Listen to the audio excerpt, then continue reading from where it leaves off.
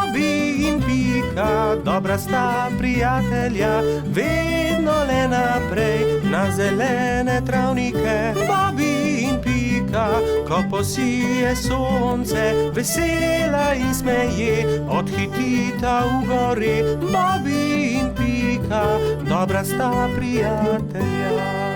Rojstni dan ježa Sama. Nekega poletnega dne so se polž Bibi, pikapolonica Pika in drugi prebivalci gozda skupaj igrali na travniku. Izmenično so potiskali drug drugega na gugalnici iz listov bukve. Kako dobro se more biti gugati, škoda, da mene ne izdrži, je žalostno vzdihoval jež Samo. Drugi so se brezidejno spogledali. Samo bo imel naslednji teden 10 let, je dejala pikapolonica. Res je, 10 let bo imel, je kimal polžek. Le česa bi se najbolj veselil? Jaz vem, česa bi bil najbolj vesel, je rekel Baltazar in poskočil od veselja. Gugalnice! To je zelo dobra ideja. Naredimo samo eno ogromno gugalnico, se je navdušila Pika. Mali prijatelji so takoj prijeli za delo. Prinesli so žago, kladivo, žeblje, vijake in poiskali močne veje. Gugalnica je bila hitro narejena. Kos debla v obliki ladje so z močnimi vrvmi pritrdili na debele noge drevesa. Ko je bila gugalnica narejena, so vsi šli v Baltazarjevo hišo in začeli peči torto. Ubili so jajca, mešali testo, kuhali puding, stepal je mešalnik, ropotali so z leseno žlico. Čebelino hišo je prevzel prijeten vonj. Naredili so torto z nadstropji, okrasili so jih z višnjami, rozinami in orehi. Dajmo gor še svečke, je rekla Rozi. Ja, 10 svečk, se je strinjala Pika. Zdaj pa napišemo Samu pismo, je rekel Bibi in začel pisati. Najdražji Samo, pridi pred Baltazarjevo hišo opoldne, težko te pričakujemo. Tu je pismo, mehurček odnesi ježku, je prosil Bibi. Samo ne povej za torto in tudi za gugalnico ne, je dodala Pika. Baltazar in Gašper sta postavila torto na okroglo mizo in jo odnesla pred hiško. Na travniku so se mali mravljinčki ravno igrali slepe miši.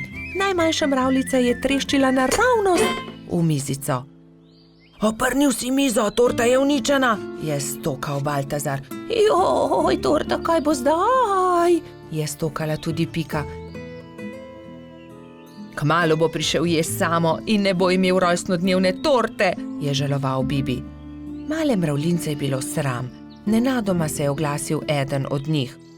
Naberimo veliko sadja in zgradimo iz njega ogromen kupček. To bo skoraj kot torta, ne?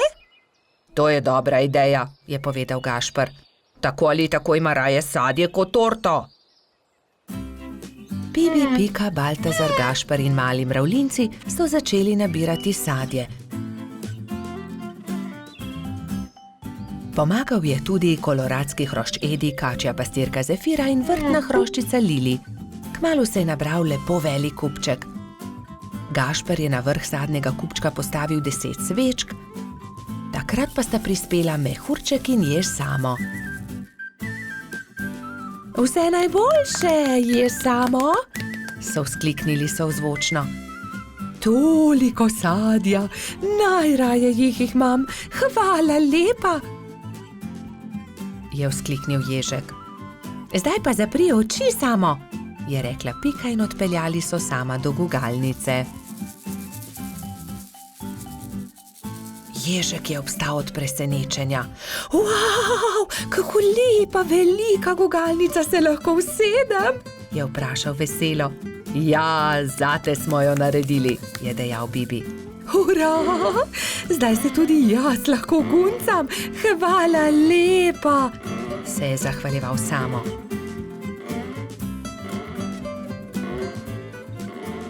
Ko je padla noč, so se nehali guncati. Obkrožili so kupček sadja in začeli malicati. Hrustali so, dokler od kupčka ni ostalo čisto nič. Preostala jabolka in hruške so nabodli na Samove bodice in on jih je odnesel v svojo hiško z mahovo streho. Srečen je zaspal in mislil je na to, da se bo jutri spet guncal s svojimi prijatelji.